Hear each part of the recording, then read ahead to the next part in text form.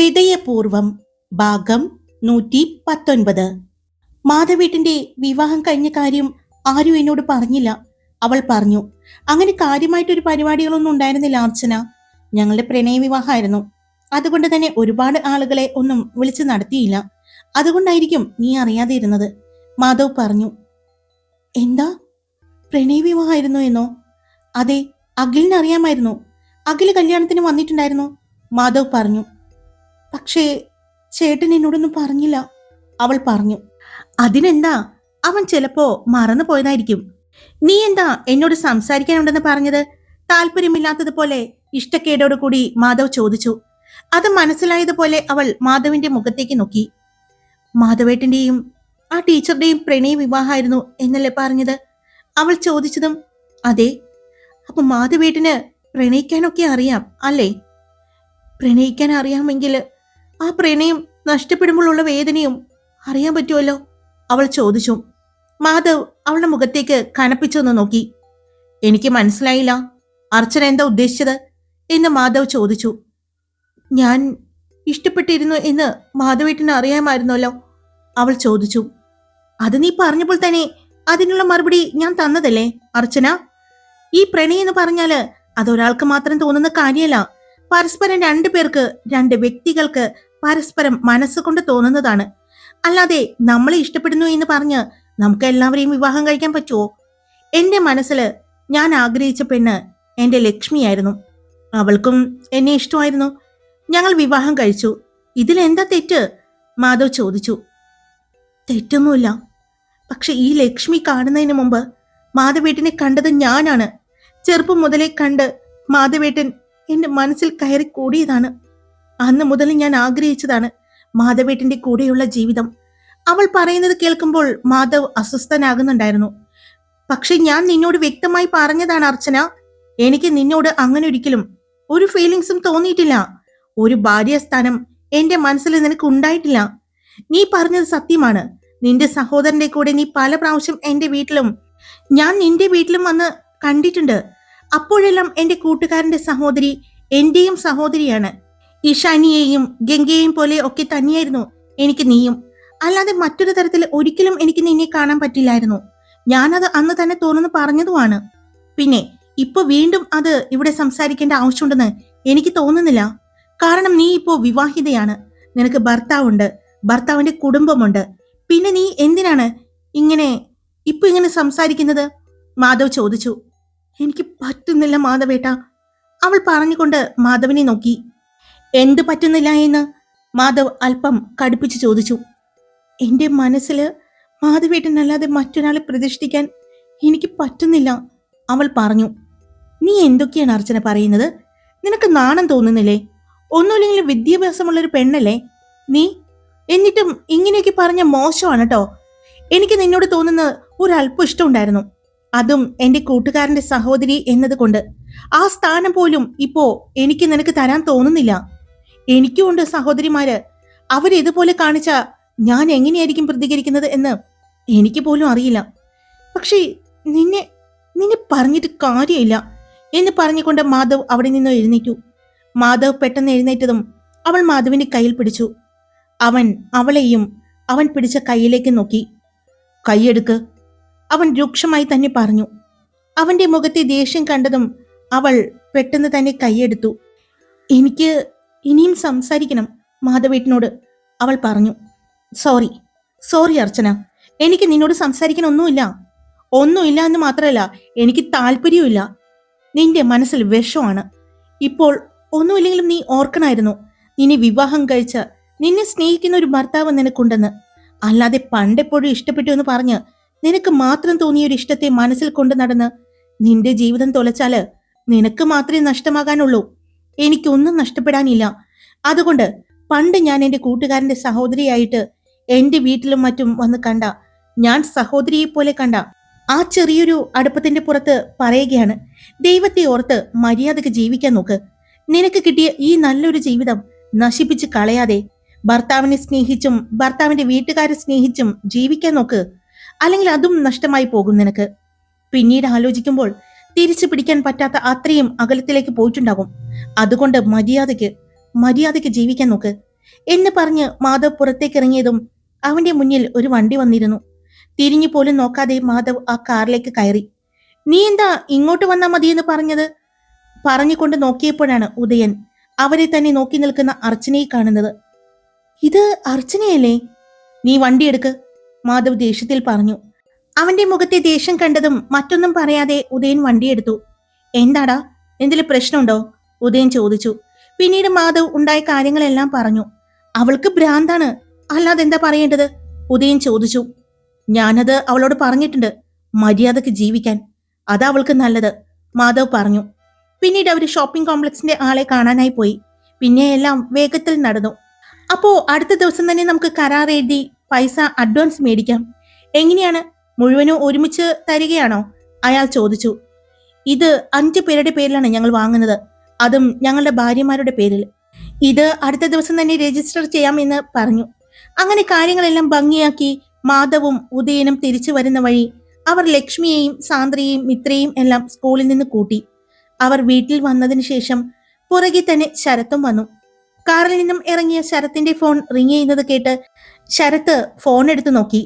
Advocate Sumitra എന്ന് കണ്ടതും അവൻ സംസാരിക്കാനായി ഫോൺ വേഗം അറ്റൻഡ് ചെയ്തു. ദേവിക അവനെ നോക്കിക്കൊണ്ട് അകത്തേക്ക് കയറിപ്പോയി. Hello Sumitra madam. അപ്പുറത്ത് നിന്നുള്ള ശബ്ദം ശാന്തവും ഉറപ്പുള്ളതുമായിരുന്നു. ശരത്, എല്ലാം റെഡിയായി.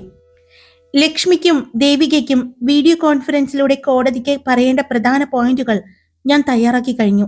ദേവികയുടെ ഭാഗത്ത് നിന്ന് പറയേണ്ടത് 3 കാര്യങ്ങളാണ്, സുമിത്ര തുടർന്നു. 1, അവൾ ഇപ്പോൾ സുരക്ഷിതമായ ഇടത്താണ്. 2, ഈശ്വരനെ നേരിട്ട് കാണാൻ അവൾ മാനസികമായി തയ്യാറല്ല. 3, വിവാഹബന്ധം തുടരാൻ അവൾക്ക് നിയമപരമായും മാനസികപരമായും കഴിയില്ലെന്ന വ്യക്തമായ നിലപാട്. പിന്നെ ലക്ഷ്മിയുടെ സ്റ്റേറ്റ്മെന്റും അതുപോലെ പ്രധാനമാണ്, സുമിത്ര പറഞ്ഞു. അവൾ കണ്ട സത്യം, അവൾ അനുഭവിച്ച ഭയം, ഈശ്വർ എങ്ങനെ ഒരു സ്ത്രീയുടെ ജീവിതം തകർത്തു എന്നത് എല്ലാം വീഡിയോ കോൺഫറൻസിലൂടെ കോടതിയുടെ മുന്നിൽ വരും. ഈശ്വരനും നോട്ടീസ് പോയിട്ടുണ്ട്, അവൻ കോടതിയിൽ ഹാജരാകണം. ദേവികയെ നേരിൽ കാണേണ്ടതില്ല, സ്ക്രീനിലൂടെ മാത്രം, അതും ജഡ്ജിയുടെ അനുമതിയോടെ. ശരത്തിന്റെ ശ്വാസം ഒന്ന് നീണ്ടു. അവൾക്ക് പേടിക്കേണ്ടതില്ലല്ലോ മാഡം? അവന്റെ ശബ്ദം അല്പം ഇടറിയിരുന്നു. ഇല്ല, സുമിത്ര ഉറപ്പിച്ചു പറഞ്ഞു. നിയമം അവളുടെ കൂടെയാണ്. ഇനി അവൾ ഒറ്റയ്ക്കല്ല. നിങ്ങളും ലക്ഷ്മിയും ഞാനും കോടതിയും 2 കുടുംബങ്ങൾ തന്നെ മുഴുവനും അവളുടെ കൂടെയില്ലേ? ഉണ്ട് മാഡം, എല്ലാവരും ഉണ്ട്. പിന്നെയും കുറച്ചു നേരം സംസാരിച്ചതിന് ശേഷം ശരത്ത് ഫോൺ കട്ട് ചെയ്തു. ഫോൺ കട്ട് ചെയ്ത ശരത്ത് കാണുന്നത് അവനെ നോക്കി നിൽക്കുന്ന മാധവിനെയും ഉദയനെയുമാണ്.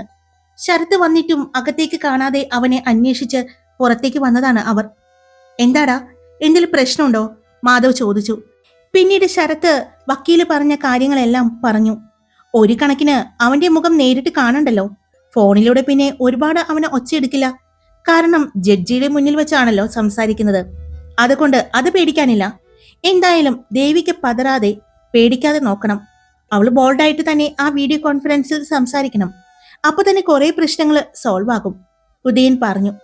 എന്നാണ്, നാളെയാണോ പറഞ്ഞിരിക്കുന്നത്? ഉദയൻ ചോദിച്ചു. അതെ, 11 മണിക്കും 12 മണിക്കും ഇടയിൽ ഉണ്ടാകും എന്നാണ് പറഞ്ഞത്. അപ്പോ നാളെ എങ്ങനെയാണ്, സ്കൂളിൽ പോകുന്നുണ്ടോ ദേവിക? മാധവ് ചോദിച്ചു. പിന്നെ പോണം, ഒരുപാടായിട്ടില്ലല്ലോ ജോയിൻ ചെയ്തിട്ട്. പെട്ടെന്ന് ലീവ് എടുക്കാൻ പറ്റില്ല. അതുകൊണ്ട് ആ സമയം നോക്കി ഞാൻ സ്കൂളിലേക്ക് പോയിക്കോളാം. അപ്പോൾ വീഡിയോ കോൺഫറൻസ് അറ്റൻഡ് ചെയ്യാം. എന്തായാലും അവളുടെ കൂടെ ആ സമയത്ത് ഞാൻ വേണം, ശരത്ത് പറഞ്ഞു. തീർച്ചയായിട്ടും നീ വേണം. നീ കൊടുക്കുന്ന ഒരു ബലം അത് വെറുതെ ആകില്ല, ഉദയൻ പറഞ്ഞു. എന്തായാലും നാളത്തോടു കൂടി മനസ്സിലാകും ലക്ഷ്മിയും ദേവികയും ഒരുമിച്ചാണ് എന്ന്, അല്ലെങ്കിൽ അവര് തമ്മിൽ കോണ്ടാക്ട് ഉണ്ടെന്ന് എന്ന് അവർക്ക് ഉറപ്പായിട്ടും മനസ്സിലാകും, മാധവ് പറഞ്ഞു. മനസ്സിലാക്കിക്കോട്ടെ, നല്ലതല്ലേ? ദേവിക ഒറ്റയ്ക്കല്ല, അവളുടെ കൂടെ ലക്ഷ്മിയും ഉണ്ട് എന്ന് അറിയുമ്പോൾ ചെറുതായി അവൻ ഭയപ്പെടും. കാരണം അവരെ 2 പേരെയും അവനിലൂടെ ഒരുപാട് വേദനിച്ചവരാണ്. അതുകൊണ്ട് ഉറപ്പായിട്ടും അവനൊന്ന് പേടിക്കും, ശരത്ത് പറഞ്ഞു. അതെ, വന്ന് ചായ കുടിക്ക്, ചായ ചൂടാറും. പുറത്തുനിന്ന് സംസാരിച്ചു കൊണ്ട് നിൽക്കുന്ന അവരെ വന്ന് ഗംഗ വിളിച്ചു. പിന്നീട് എല്ലാവരും ഒരുമിച്ച് ചായ കുടിക്കാനായിട്ട് ഇരുന്നു. പിന്നീട് അഡ്വക്കേറ്റ് സുമിത്ര വിളിച്ചു പറഞ്ഞ കാര്യങ്ങളെല്ലാം ശരത്ത് അവിടെ പറഞ്ഞു. മോൾക്ക് പേടിയുണ്ടോ? ടീച്ചറമ്മ ദേവികയോട് ചോദിച്ചു. ഇല്ല, എനിക്ക് പേടിയില്ല. എനിക്ക് ഒട്ടും പേടിയില്ല. എന്റെ കൂടെ നിങ്ങളെല്ലാവരും ഇല്ലേ? പിന്നെ ഞാൻ എന്തിനാണ് പേടിക്കുന്നത്? അവൾ ചോദിച്ചു. തീർച്ചയായിട്ടും ഞങ്ങൾ എല്ലാവരും ഉണ്ട്. ധൈര്യത്തോടെ ബോൾഡായിട്ട് ആ വീഡിയോ കോൺഫറൻസ് അറ്റൻഡ് ചെയ്യണം മോള്, കേട്ടോ? സീതാമ്മയും പറഞ്ഞു. ലക്ഷ്മി എങ്ങനെയാണ്, സ്കൂളിൽ നിന്നും വീഡിയോ കോൺഫറൻസ് അറ്റൻഡ് ചെയ്തോളുമോ? ശരത്ത് ചോദിച്ചു. ഞാൻ ചെയ്തോളാം ശരത്തേട്ടാ, അതോർത്ത് നിങ്ങൾ ടെൻഷൻ ആകണ്ട. എങ്ങനെയാണ് വേണ്ടതെന്ന് വെച്ചാ പറഞ്ഞാ മതി. എന്നെ വിളിച്ച് ലക്ഷ്മി പറഞ്ഞു. ഒരു കാര്യം മാത്രമാണ് നിങ്ങൾ ശ്രദ്ധിക്കേണ്ടത്. രണ്ടുപേരുടെയും ബാക്ക്ഗ്രൗണ്ടിൽ നിന്നും നിങ്ങൾ എവിടെയാണെന്നുള്ള ഒരു തെളിവും ഒരിക്കലും അവർക്ക് കിട്ടരുത്. അതുകൊണ്ട് അത് ശ്രദ്ധിച്ചിട്ട് വേണം വീഡിയോ കോൺഫറൻസിൽ വരാനും സംസാരിക്കാനും. ഇനി ദേവികയുടെ കഴുത്തിലെ താലി ശ്രദ്ധിക്കണം, നെറ്റിയിലെ സിന്ദൂരവും ശ്രദ്ധിക്കണം. വേണമെങ്കിൽ അത് കഴിയണവരെ നെറ്റിയിലെ സിന്ദൂരം തൊട്ടില്ലെങ്കിലും കുഴപ്പമില്ല, മാല സാരിയുടെ ഉള്ളിലിട്ടാൽ മതി, സാന്ദ്ര പറഞ്ഞു. അത് മതിയെന്ന് എല്ലാവരും തീരുമാനിച്ചു. പിന്നെ ലക്ഷ്മിയുടെ താലിയും സിന്ദൂരവും മാറ്റരുത് എന്ന് തന്നെ മാധവ് ഉറപ്പിച്ചു പറഞ്ഞു. നാളെ വീഡിയോ കോൺഫറൻസിലൂടെ ദേവികയും ലക്ഷ്മിയും ജഡ്ജിയുടെ മുന്നിൽ നാളെ വരുമെന്ന് കേട്ട് ഫോൺ കട്ട് ചെയ്തിട്ടും ഈശ്വർ അതേ നിലയിൽ തന്നെ നിന്നു. ദേവികയോടൊപ്പം ലക്ഷ്മിയും വരുമെന്ന് പറഞ്ഞ അതെന്താ സൂചിപ്പിക്കുന്നത് ഈശ്വർ? ഹരി പതുക്കെ ചോദിച്ചു. ഈശ്വർ കസേരയിൽ ഒന്നും മിണ്ടാതെ ഇരുന്നു. അവൾ ഒറ്റയ്ക്കല്ലെന്നതാ, അവൾക്ക് പിന്തുണയുണ്ട്.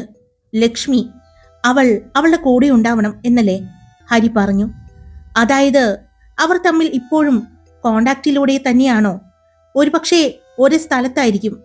അപ്പോഴാണ് സച്ചിദേവിന്റെ അമ്മ അഡ്വക്കേറ്റ് സാവിത്രി ലാപ്ടോപ്പിൽ നിന്നും തല ഉയർത്തി അവരെ നോക്കിയത്.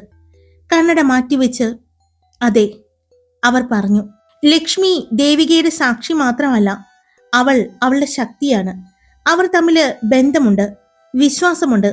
ഒരേ സത്യം രണ്ടുപേരും ഒരുപോലെ പറയും, ഉറപ്പോടെ. അമ്മേ, നാളെ ജഡ്ജി എന്തൊക്കെ ചോദിക്കും? സച്ചിദേവ് ചോദിച്ചു. സാവിത്രിയുടെ ശബ്ദം ഗൗരവമായി. അവർ അതേ ഗൗരവത്തോടു കൂടി തന്നെ അടുത്തിരിക്കുന്ന ഈശ്വറിനെ ഒന്ന് നോക്കി. ആദ്യമായി ജഡ്ജി ദേവികയോടാകും ചോദിക്കുക. നീ ഈ കേസ് സ്വമേധ തന്നെയാണോ ഫയൽ ചെയ്തത്? നിനക്ക് ആരെങ്കിലും സമ്മർദ്ദം ചെലുത്തുന്നുണ്ടോ? നിനക്കിപ്പോ ഈശ്വറിനെ നേരിൽ കാണാൻ ഭയമുണ്ടോ? അങ്ങനെയെല്ലാം ചോദിക്കും. അവർ പറയുന്നതെല്ലാം ഈശ്വർ ശ്വാസം ഒതുക്കി കേട്ടു. അവൾ അതേ എന്ന് പറഞ്ഞാൽ, സാവിത്രി തുടർന്നു, കോടതി അവളുടെ മാനസികാവസ്ഥയെ കണക്കിലെടുക്കും. അപ്പോൾ ജഡ്ജിക്ക് മുന്നിൽ നമ്മൾ പറയേണ്ടത് ഒറ്റ കാര്യം മാത്രമാണ്. അവളുടെ സുരക്ഷയെ ഞങ്ങൾ മാനിക്കുന്നു. കോടതി നിർദ്ദേശിക്കുന്ന എല്ലാ നടപടികൾക്കും ഞങ്ങൾ തയ്യാറാണ് എന്ന് നമ്മൾ പറയണം. എന്നാൽ ലക്ഷ്മിയോട് എന്താണ് ചോദിക്കുക? സച്ചിദേവ് ചോദിച്ചു. സാവിത്രിയുടെ കണ്ണുകളിൽ ഒരു തീക്ഷ്ണത തെളിഞ്ഞു. അവളോട് ചോദിക്കുക, നീ കണ്ടത് എന്ത്? നീ കേട്ടത് എന്ത്? ദേവികയുടെ അവസ്ഥ എന്തായിരുന്നു? അവൾ പറഞ്ഞാൽ അവൾ വെറുതെ പറയുന്നതല്ല എന്ന് തെളിവുകളും ചിലപ്പോൾ അവർ കൊടുക്കും. സച്ചിയുടെ അമ്മ പറഞ്ഞു. ഞാൻ ജഡ്ജിയോട് എന്തു പറയണം? ഈശ്വർ ചോദിച്ചു. സാവിത്രി അവന് നേരെ നോക്കി. നീ പറയേണ്ടത് വികാരവും അധികാരവും പിടിവാശിയും എല്ലാം മാറ്റിവെച്ച് പറയണം. കോടതിയിലെ മുന്നിൽ സത്യം മാത്രം.